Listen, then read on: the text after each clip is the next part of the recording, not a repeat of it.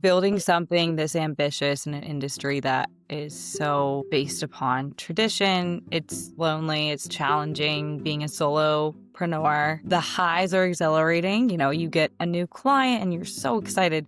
And the lows can feel crushing. But every time I question whether I should keep going or just give this up, right? I think about all the people that I interviewed and all the people that I've been able to share the new release with and the new app with that I've been in touch with over the past few years that I've gotten feedback from, and I've implemented that feedback into my new platform. That keeps me going. The people that say, hey, we've needed something like this for years, that carries a lot of weight that I can't ignore. And it does remind me that this work isn't just about technology or business. It's about the people. Hello, everyone, and welcome back to another episode of the Stable Exchange podcast. On today's episode, we are chatting with Madison, the founder of Elite Equine Marketplace. Madison has combined her experience working in the tech industry with her experience and passion working in the horse industry and running her own farm to create the Elite Equine Marketplace to help connect riders with horses and service providers with barns, horses, and horse owners in their area. As we've been recording these episodes, and even just in the conversations that we have with our design clients at Farm and Fur, one of the consistent through lines in every founder story is this idea that all of these brands and businesses exist to solve a problem that the founder once had and just knew that there were other equestrians out there who were probably experiencing the same thing.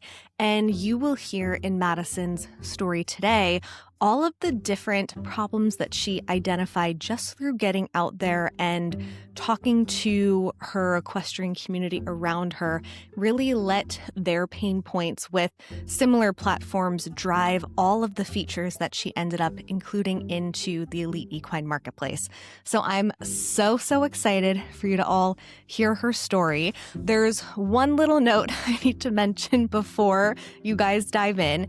In this episode, at the end of the episode, we talked a little bit about a giveaway that Madison was running back in December, and we are now releasing this episode in January. So unfortunately, the giveaway is not still active, but I know you will get a lot from her story regardless, and I hope you all enjoy. Madison, you spent nearly a decade in the tech world. Do you remember what that catalyst was that made you think the equestrian industry needs a more modern marketplace?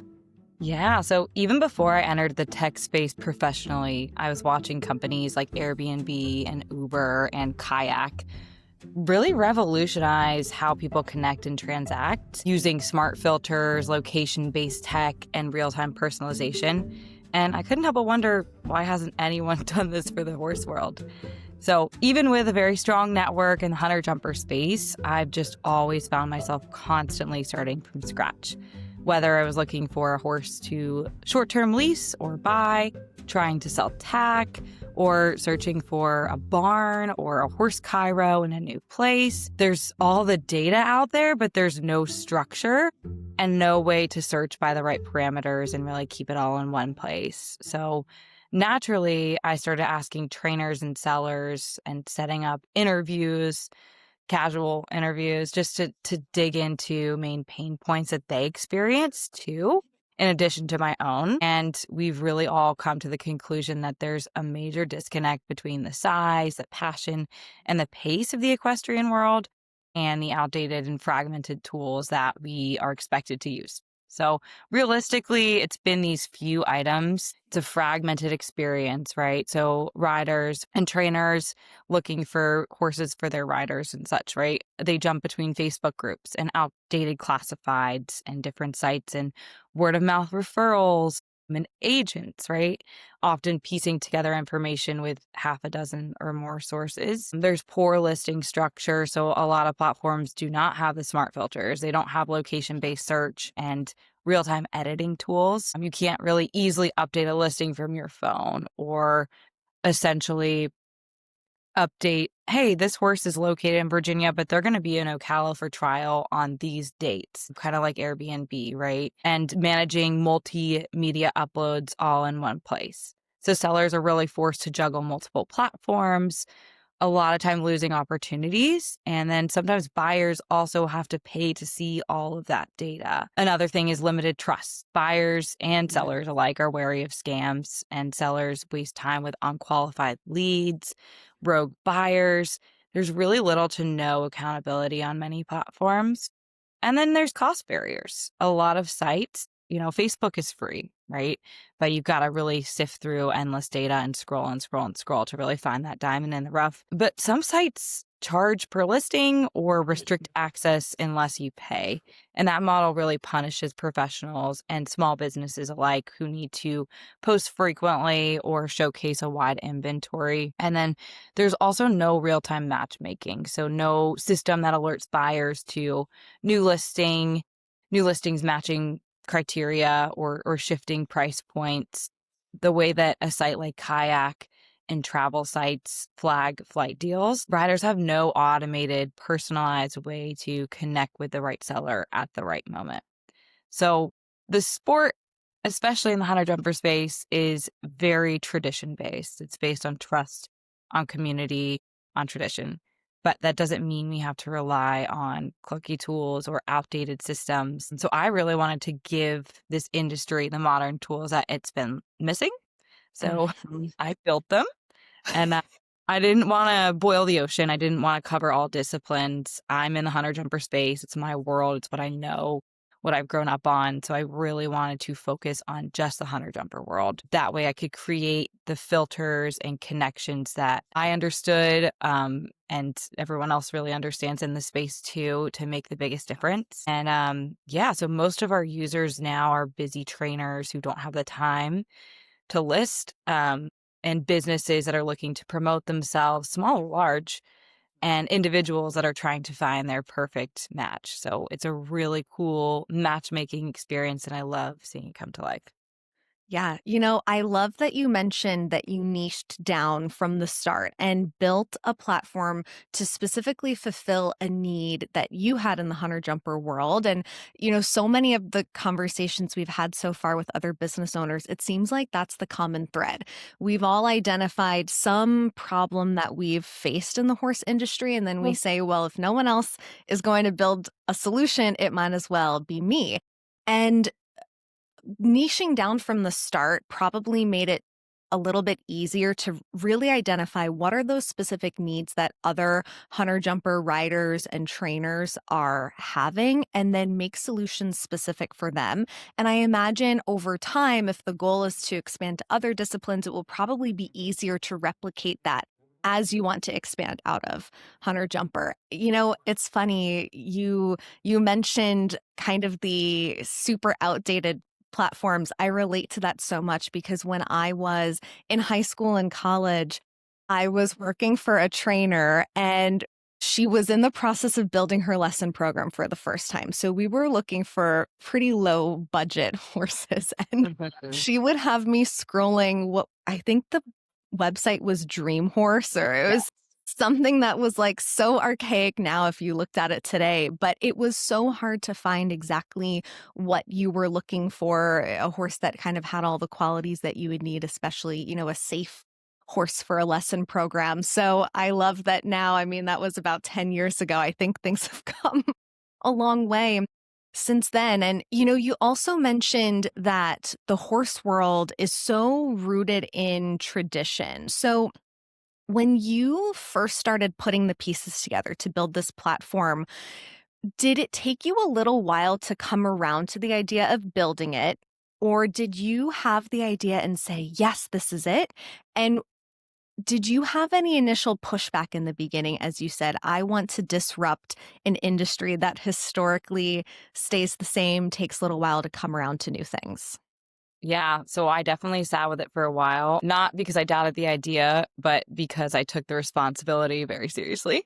And I knew that if I was going to pursue something like this, I was going to really do it. And I started playing around with the concept years and years ago, I think before 2020. And I was trying to learn code and how to build websites. in addition to my full-time job in tech sales.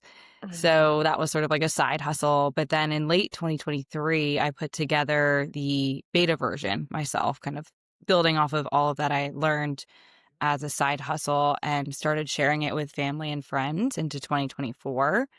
And that's when I realized, hey, this could actually work, and it is working. My very basic WordPress version that I built myself. So Very yeah, I'm impressive. thank you, thank you. And what you see now is not that. It is the real version past the beta version. But yeah, so I'm a perfectionist, and I knew that if I'm going to do this, I can't do this as a side project. Yeah. If I'm going to build it, I'm going to go all in. So in 2024, I quit my full-time job, which was a great corporate Wow. job, and I have no bad things to say about it. It was amazing and stable. And I just took a leap of faith. So to me, there's no aha moment. It just kind of made sense. And I always knew I wanted to merge the two worlds, my passions, tech and horses. And yeah, I will say, I mentioned this, but the horse world is rooted in tradition and trust and relationships, and tech is really rooted in efficiency and automation and data. My fear was initially I'd come off that I was trying to disrupt something sacred. I think the biggest challenge was just helping others in the initial stages to understand that innovation doesn't mean replacement of tradition. It's really going to amplify it and strengthen it and support it. So once that perspective was clear, moving the concept forward became a lot more straightforward for both parties. Yeah. It makes a lot of sense because, I think so many local, especially service-based businesses in the horse industry rely on that word of mouth. So you're almost taking that idea of word of mouth and digitizing it and putting it out there in a way that even more people can reach.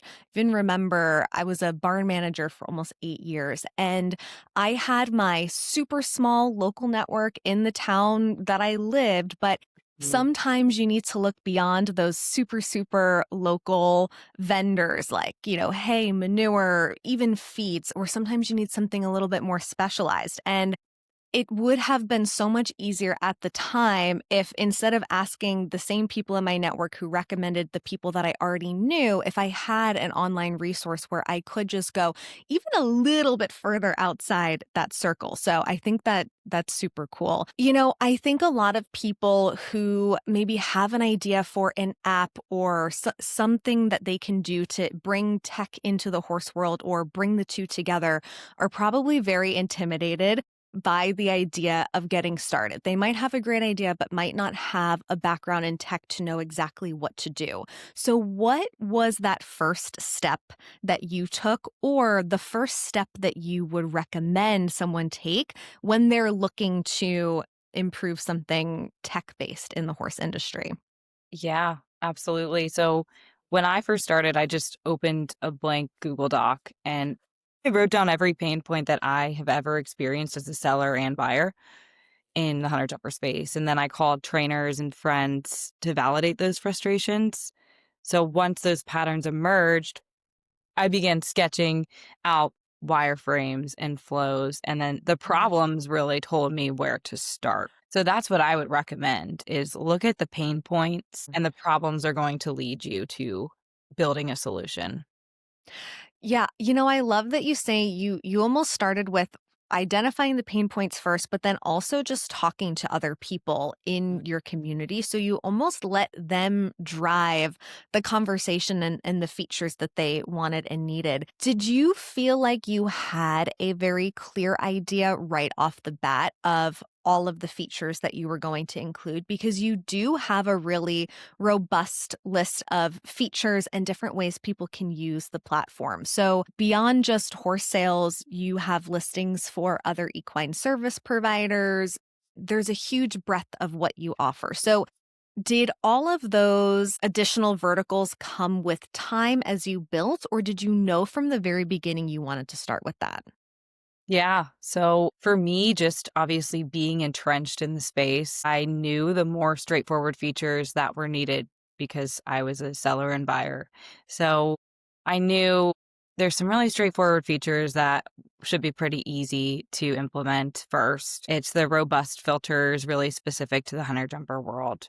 You can get really nitty gritty on specifics like I'm looking for a pre-grain horse or a pony that's qualified for pony finals.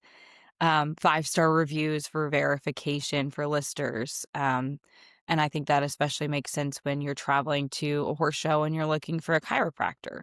You want to make sure that this person is verified if you don't know them. But again, like you mentioned, just being out of the word of mouth trend when you're in a new environment, new place, and the ability to save search criteria to a wish list. And then Love social media integration to automatically share listings and spread the word quickly. Those were pretty easy things to kind of implement right off the bat that I had on my checklist in my Google Doc. And then the more complex features were map-based search with travel and hauling indicators. So a user can see that hey, this horse is traveling to WEF this winter. They're going to be available for trial on these dates. That'll actually show up in the map as a different color than their initial listing. And you can implement that all when you're going in and posting that listing as a user. And then even hauling routes too. So say you have your own horse trailer and you are looking to fill up the spaces. You can list that. Someone that's searching for a ride home from one of these horse shows that doesn't have one can do that. You can really maximize the time and funds there too. I love So yeah, that was a more complex feature is the map based. And I knew that that was going to be really important based off of all my feedback and conversations with trainers and everything. And then, yeah, I would say the personalized alerts too. For that. example, notifying users when a listing matches their safe search criteria or a lister receives a DM of interest on their horse or a comment on their specific listing. So I really studied how tech companies like Airbnb and Kayak and like cars.com even handle this. And ultimately, my goal is and thoughts too, or if equestrians can't list and update easily or find what they need quickly or communicate without friction, nothing else matters. Yeah. It's such a good point because, you've mentioned some other platforms outside of the horse industry like cars.com, Kayak, Airbnb. These are all features that we expect from those platforms and we're used to using all the time. So it's almost crazy to think that we wouldn't want that for ourselves in the industry that we spend the most time in. So I love that you took kind of the best and most important features from those platforms and brought them into the horse world. Is there a feature that was maybe an early request or something that people in your conversations said that they really wanted or needed that surprised you the most? So I would say there's a couple different things. There's one, everything is scattered. That was a big um with a lot of trainers and barn owners and service providers is they were exhausted from chasing videos and repeating the same information to people that had DM'd them or texted them and then trying to organize inquiries across 5 different platforms. I wouldn't say that that's super surprising. That's something that I've experienced too and I wanted to help fix. I would say the most surprising thing probably was, yeah, people really, really wanted a map-based trial coordination and hauling. That was something that when I was doing my initial investigation and outreach, everyone said that we need that. We can list on Facebook, we can list on these different platforms, but there's no platform that you can really showcase on a map I'm here, but I'm traveling here on these dates. And everyone really said that's key. That's 100% necessary. Um, yeah, and I think too, lack of transparency and inefficiency with listing sites. Um, I think listers lose time and money because the tools are not updated enough for this industry, and the process shouldn't be chaotic, Yeah. especially when stakes are high, when you're selling a horse, when you're listing a service and asking for 5-star reviews. Yes. It makes a lot of sense when you mentioned the maps and the routes, because I even think back when I just pop into some of the local New Jersey horse Facebook groups that I'm a part of. So many of the requests that come up are either haulers posting to tell people where they're traveling to next if anyone wants to jump in, or trainers, riders, horse owners posting saying, "Hey, I'm traveling to from New Jersey to Aiken or New Jersey to Wellington these dates. Is anyone available?" And it is almost crazy that we've been doing it that way for so long. So I can see how that would be one of the most popular features. I'm sure as you were developing the list of features and then figuring out how to lay them out in a way that provided in what we would call from a tech perspective that UX or user experience design, I'm curious how you thought about laying this out in a way that was really easy for horse people to use, because we are sometimes late adopters to new apps and new platforms. So, how important was that user experience when you were actually designing the software? Yeah, yeah, exactly. Yeah, I think I wanted to make sure that everything was simple and familiar. I wanted clean layouts, no unnecessary friction, very intuitive actions. So under the hood, it's very tech forward, but the experience needs to feel like something equestrians can trust right away, not something that they have to learn. And Right. that kind of goes back to, yeah, the horse world is rooted in tradition. Tech world is really built on UX and data. I wanted to make sure that those were balanced completely. And everything was very straightforward. Yeah. I mean, it makes a lot of sense. Just something I love that you said you wanted it to feel familiar, because I think that's one of the easiest ways to get people to use something quickly, because you don't want people to just use it once and then put it, on one of the different screens on their iPhone. You want it to be like right there as soon as they unlock their phone on that primary home screen, something that they're going to feel comfortable using every single day. So you have your features set, you have your design set. Now I'm sure you're preparing for the launch. I don't really know a whole lot about what goes into launching something in the tech space like this. So I would love for you to tell us a little bit about what your marketing plan and strategy was. Did you do a beta launch with beta testers to kind of refine, or did you just go all in and officially launch? Yeah, yeah. So the beta version was released in late 2024 after I was mentioning I did my own kind of WordPress exploration and gosh, years and years ago, even before then. But leading up to launch, I tested everything relentlessly, features and workflows and even the psychology of how riders shop. Mhm. And I That's relied very cool. heavily on family and friends at that first kind of beta launch, right, to help during this phase. And yeah, what surprised me the most was how quickly extended community beyond just my family and friends embraced it. Um, Trainers and barn owners in particular were really eager for a modern and trustworthy platform. But when we officially launched in August, past that beta version, the support was really incredible. And the release of the mobile app just last month, a little over a month ago now, amplified that Wow. even more. So I've been really enjoying as a solopreneur, experimenting with marketing strategies.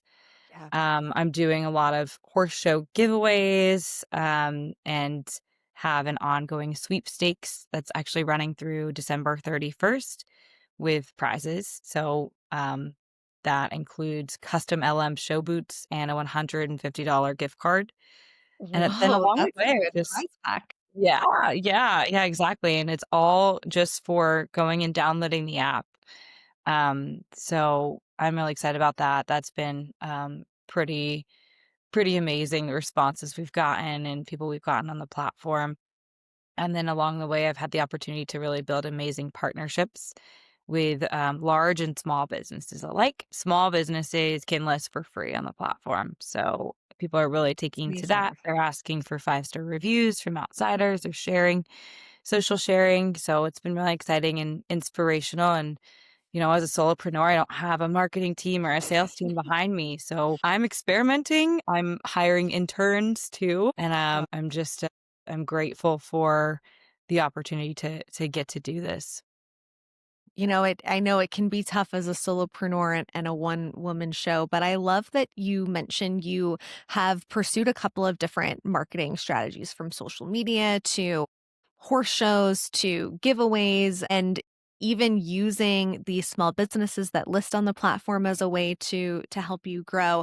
And I think that's one of the most important things that we always try to encourage other business owners to do is to diversify the way that they're marketing because you truly never know starting out which one is going to be the thing that brings you the one connection that leads to another. And you can't just rely on one, but I know it's hard to be everywhere when you're just one person. One of the things I'd love to talk about next is pricing for the platform because that's one of the things that our clients struggle with the most, whether they're creating a product, they don't know what that starting at price should be, or on the service provider side, figuring out how they should price their offerings, charge a travel fee. It's always one of the things that people get hung up on the most when they're first starting out. They kind of don't have a lot of data to go off of if they're a brand new business. So, how did you think about approaching pricing for your software?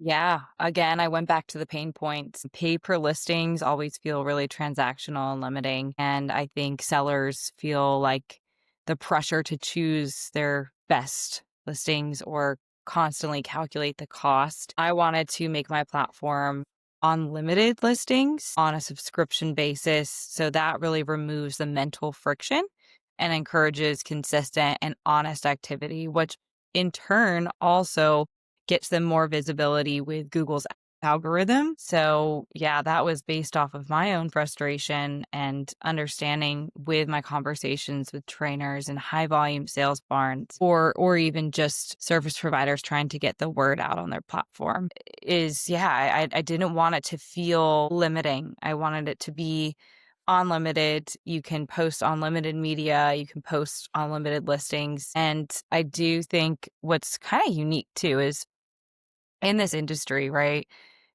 You might be selling a horse, but you're also probably selling farm equipment or a saddle at some point or listing a service. You might be a PEMF specialist. You can do all of those things all in one organized place. I love that you mentioned that because I hadn't initially thought about that. Your users won't just be utilizing the platform for one thing. Over the course of their whole lifetime using the platform, they will probably dabble in a lot of those different features, which is super cool. One of the things so far that stands out to me so much in the way that you built and have been growing your business is that you seem to have done such a great job of always going back to your community and your users first and asking them what they want and need and really analyzing those pain points, which is such a great testament to the way like your commitment and dedication to building this because so often like we said people will create their business to solve a problem that they have and sometimes people don't think to look beyond their personal needs but it sounds like you're continuously stepping outside of that and asking everyone else what they want and need, which I think is incredible. Thinking about where Elite Equine Marketplace will go in the next 5 to 10 years, we've talked about the fact that the horse world sometimes stays the same, but the tech world continuously evolves and moves forward. How do you think and hope Elite Equine Marketplace will reshape or influence the industry in the next 5 to 10 years?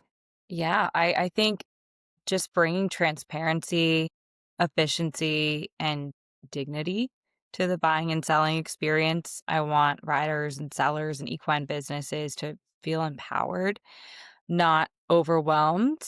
And I want the industry to feel more connected and more organized and more accessible for the next generation.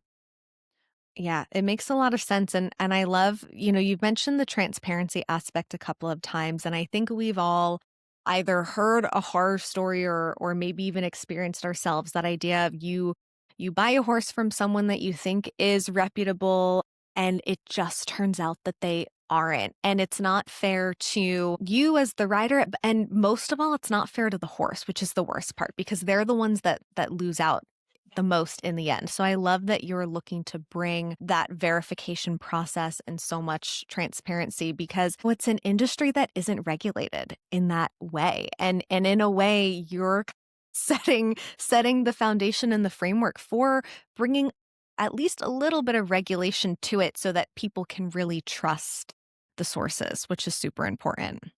Yeah, absolutely. And I think the 5-star reviews and ability to anonymously comment on listings is key in that. Yeah. Yeah. Because sometimes people have a story that they want to share or an experience that they want to share, but they don't necessarily want to put their name behind it, especially if they're a service provider or a trainer who has, their business to think about too. I'm sure over the last few years, building this, launching this, you launched the app very recently. I'm sure there have been some challenges or roadblocks along the way. Is there one in particular that was maybe your biggest hurdle that you had to push through? And how did you push through it and just say, no matter what, I'm going to keep going?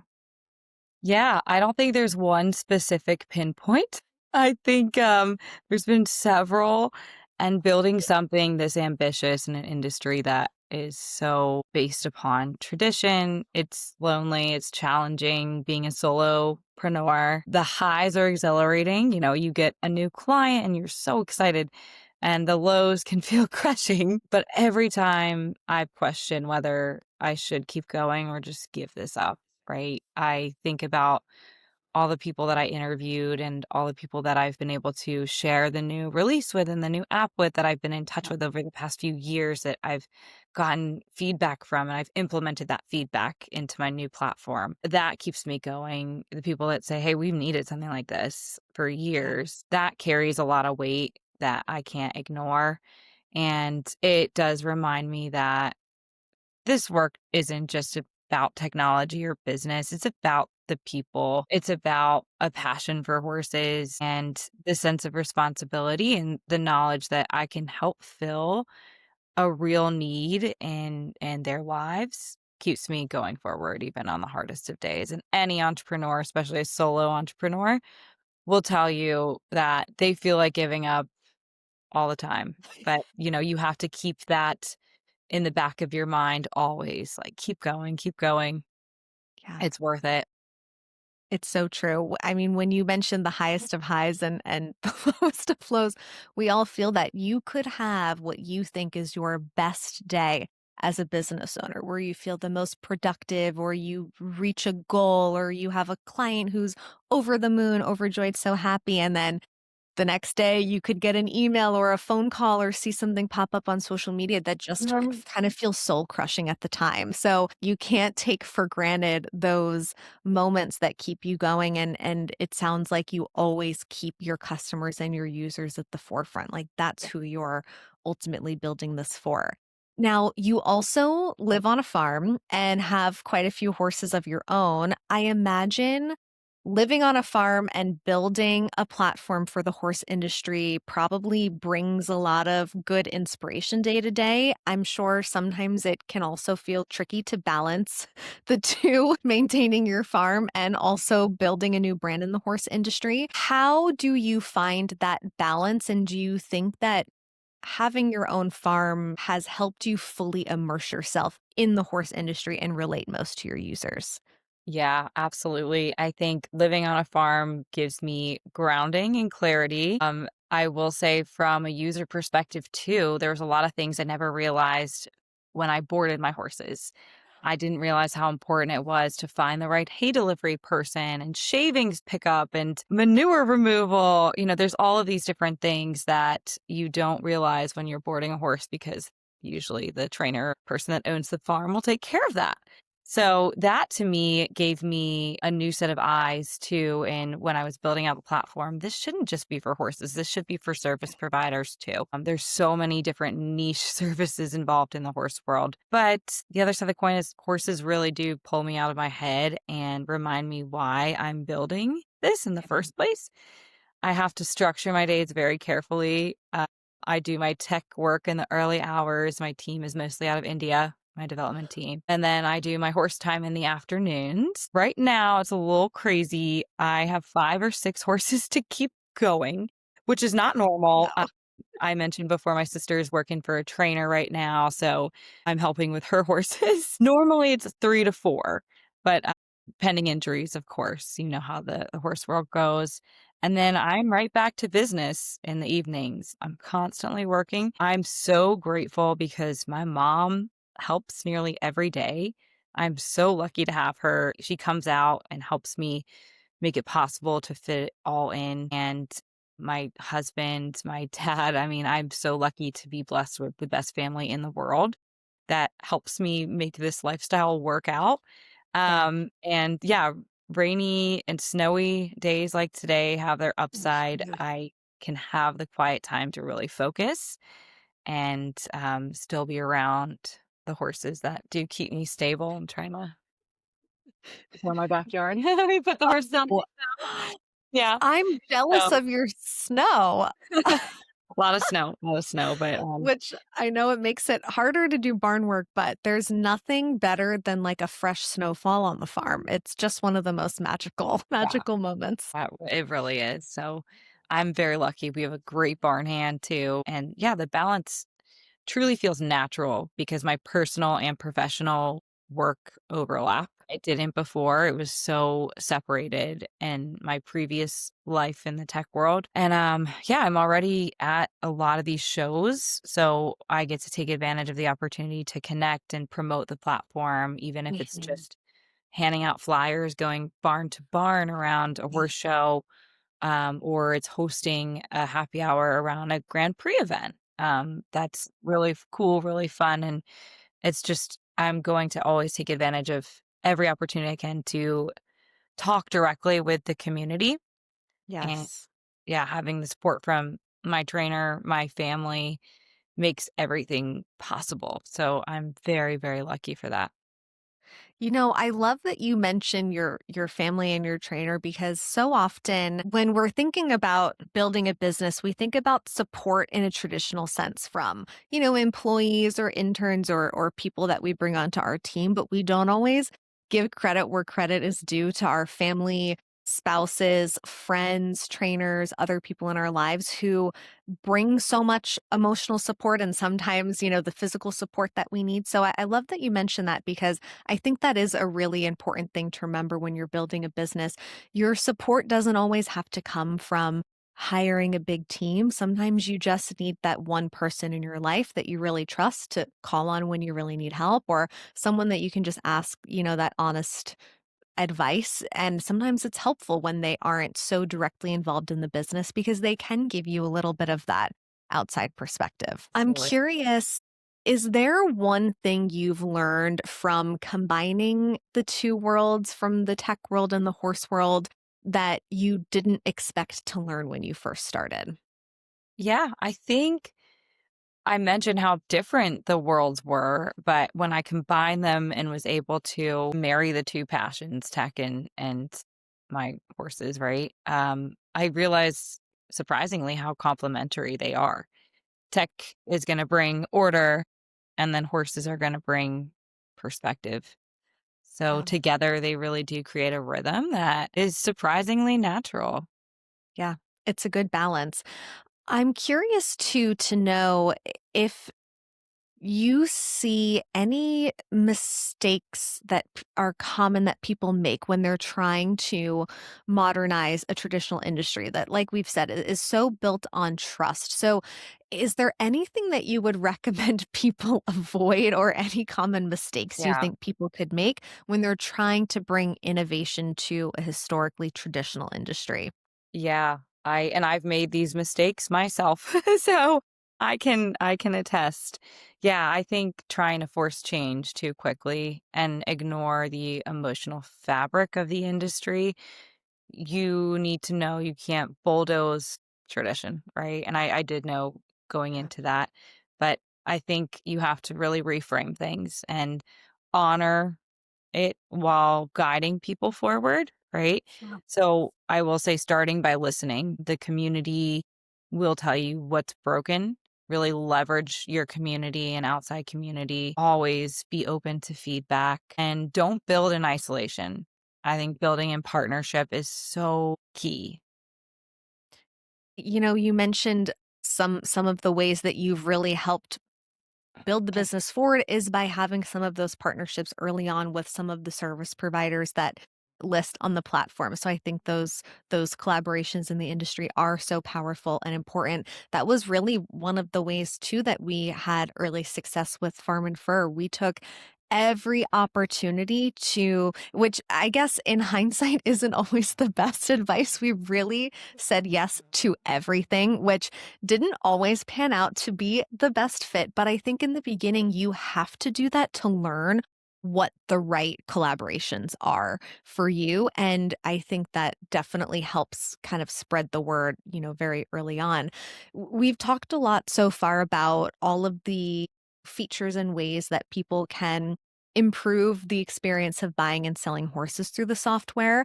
I would love to know, for barn owners and service providers using the platform, what can they do to best position themselves for success? Yeah, I will say being consistent and complete with descriptions and visual, high quality photos, detailed descriptions, keeping listings updated too dramatically increases engagement. What I think a lot of people don't know is that for SEO, for the Google algorithm, the more updated you keep your listings, the more constantly they're being crawled by Google. So the more likely you're going to continue to stay on those searches for your keywords that you're utilizing on Google is key. And so the more updated your listings are and the more listings that you have, take advantage of it. It's all unlimited is is a key thing that I will say. And even if you just make a small update, updates automatically. Yeah. I bet that's something that not a lot of people in the horse industry would know. Most people don't really have a great understanding of SEO and how that works. And people probably don't even realize, maybe even just by updating, even if it's once a week or posting new listings, can really help, push things forward. So I love that you mentioned that. Well, I have our final question that we ask every single guest. This is always my favorite question to ask. If another equestrian entrepreneur sat across from you today, what is the one thing you would want them to take away from your journey? Yeah, I think start messy, stay humble, and keep going. You don't need all the answers right away. They may never always come to you. You just have to have the courage to take that first step and the persistence to keep showing up, even when times get hard, to just keep going, keep showing up, and knowing that there is a light at the end of the tunnel. I would say that's my best advice so far in my journey, at least. I love that. It is so important to remember, because I think, in so many of the conversations we've had with business owners so far, that idea of persistence and grit and motivation, the relentless persistence, seems to be what always helps drive people to success. Because you could have a great idea, but if you're not willing to put in that consistent effort and listen and adjust throughout the way, you're probably just not going to make it as far as someone else who is willing to do all of that. So I love that advice. You mentioned you have a sweepstakes going on for the rest of this month. Is there anything else with Elite Equine Marketplace that you want to promote? No, I mean, the sweepstakes is really simple. It's all in my Instagram bio. So you can look up that information. There's 2 amazing prizes that you can enter to win just by downloading our app. So Amazing. I'm really hopeful to spread the word on that. And December 31st, we'll get a winner. I love it. Well, thank you, Madison, so much for joining us today. I'm very excited for everyone to hear your story. Yeah, thank you so much for having me. Seriously, it means so much. And I wish you the happiest holidays.